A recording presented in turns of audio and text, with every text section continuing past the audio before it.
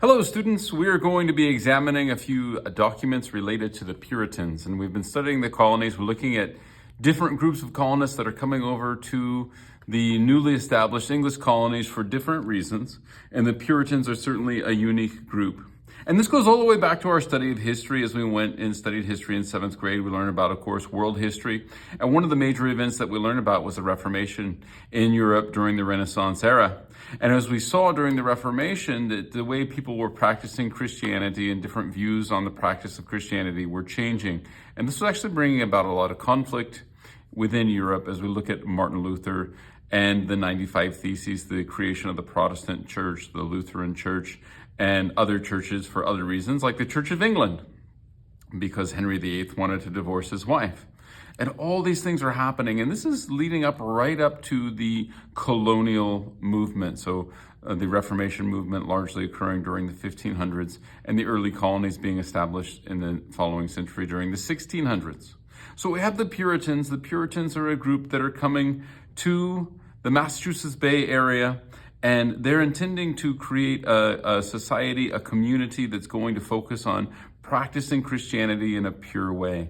And the Puritans really feel like most of Europe has fallen out of this practice, and that they want to really focus on a godly society, and one that is focused on being pure in terms of its beliefs, its practices, its doctrine.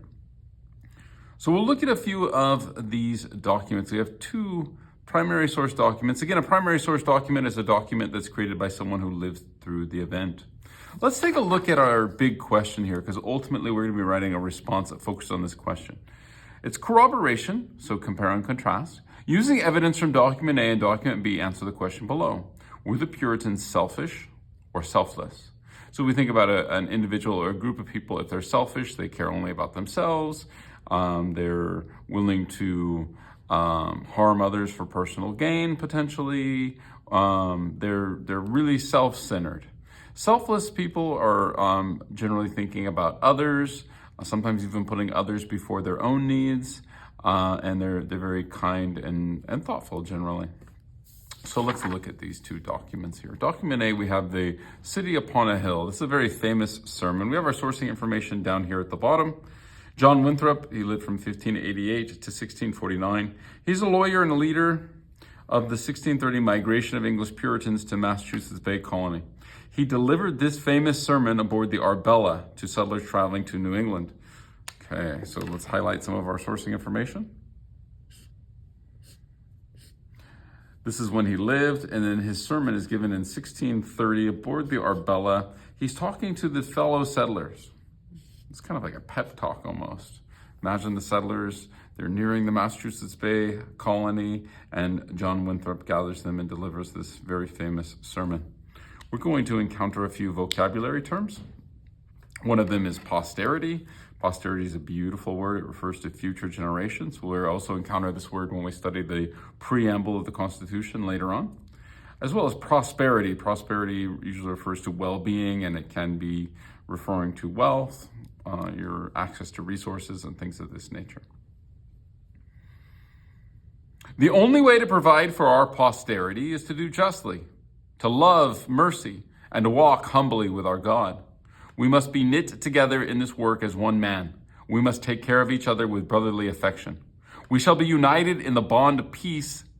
The Lord will be our God and delight to dwell among us, so that we shall see much more of his wisdom, power, goodness, and truth. We shall be as a city upon a hill. The eyes of all people are upon us, so that if we shall behave badly and cause God to withdraw his help from us, we shall invite the mouths of enemies to speak evil of the ways of God and cause their prayers to be turned into curses upon us. Therefore, let us choose life, that we and our children may live by obeying his voice, for he is our life and our prosperity. All right, so we want to go through this document. We want to consider the main question we're going to be asked and look for things that indicate either a selfless perspective or a selfish perspective. And I think that we're going to get two very stark viewpoints when we compare the two documents here. So go ahead and pause the video, make some highlights as to things that you think would indicate the perspective, whether it's selfish or selfless, and then come back and let's take a look. All right, some things that are sticking out to me as I look at the perspective. Do justly. This would indicate that they want to do the right thing, that doing the right thing is important to them.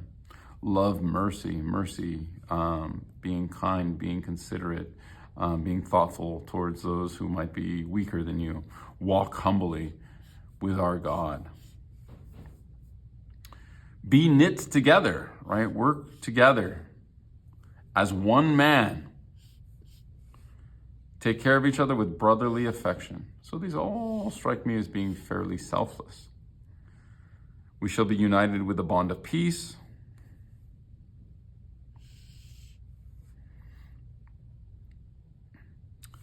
So this is a famous portion of his sermon here, the city upon a hill. When we talk about the city upon a hill, they're not actually literally on a hill at all. Right? He's saying that other people are going to look to them and see what they're doing, and that they should be a type of city that other people can look up to and say that we should be like them, just like you might look up to your big brother or a parent or a teacher or a coach, some kind of other mentor that you look up to, and that you recognize that this person is the type of person that's worthy of being emulated. So I think that this strikes me as pretty selfless as well. He also says that, hey, if we do badly, people will blame God for this and will bring negative attention to God. People will curse him. Therefore, let us choose life that we and our children may live by obeying his voice. Of course, anytime you're thinking about children, thinking about the future generation, that's a very selfless thing to be doing. And let's compare that to document B.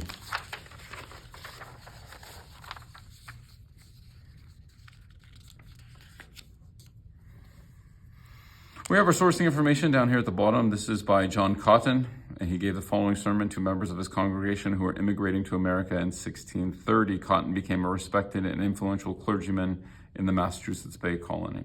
So it's given at about the same time as the first document. Again, as we look at our sourcing information, it's created by John Cotton. It is a sermon. So one of the things we want to identify with our sourcing information is what is the document.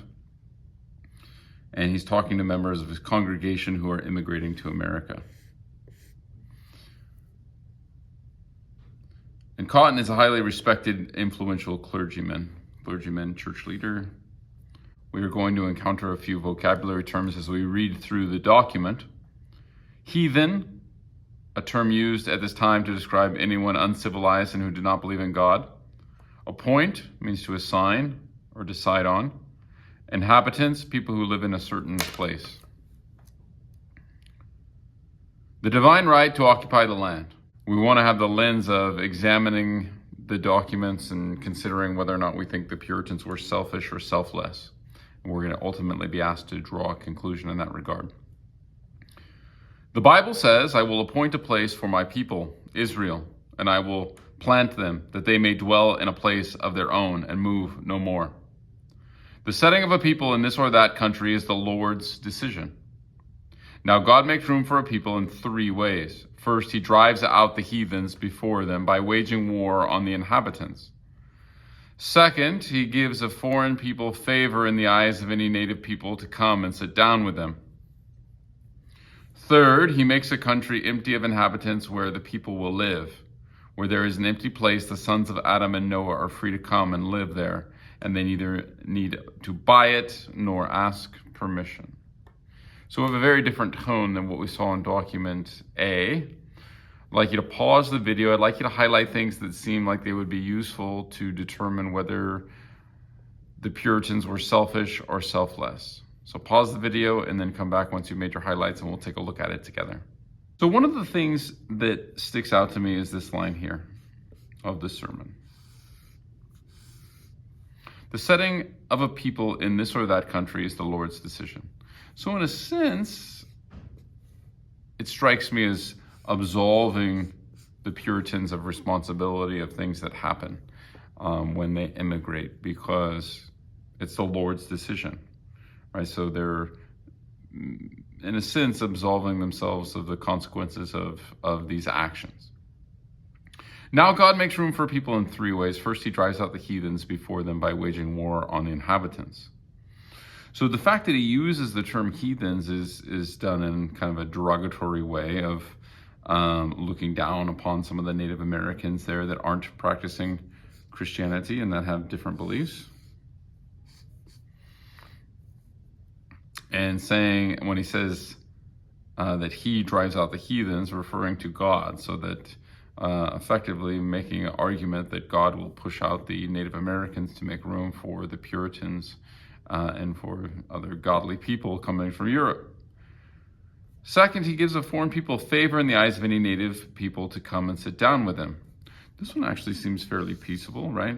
Hopefully that the colonists, as they're coming, will be able to develop some positive relationships with the native people, and that should be the main tool for facilitating these civilizations that are going to interact with one another. Third, he makes the country empty of inhabitants where the people will live. Where there is an empty place, the sons of Noah and Adam are free to come and live there, and they neither need buy it nor ask permission. So we don't need to compensate the Native Americans. We don't need to ask their permission in order to occupy this land that has been cleared by God, by them. So we have a very different tone when we look at the two documents. So it'll be interesting to see your conclusion here. We'll go on to the written component. You answer these three questions for document A. Again, remember to go back to the document. It's not a test. Make sure you're using complete sentences. Likewise, answering these questions for document B. And then ultimately, our slam dunk moment on this assignment is the final response, a nice hearty paragraph. Corroboration using evidence from document A and B. Answer the question below. Were the Puritans selfish or selfless? Remember, there's no right or wrong answer here, but you need to justify your answer. Justify the conclusion that you're drawing. Cite evidence from the documents. I can't wait to see your response. Bye for now.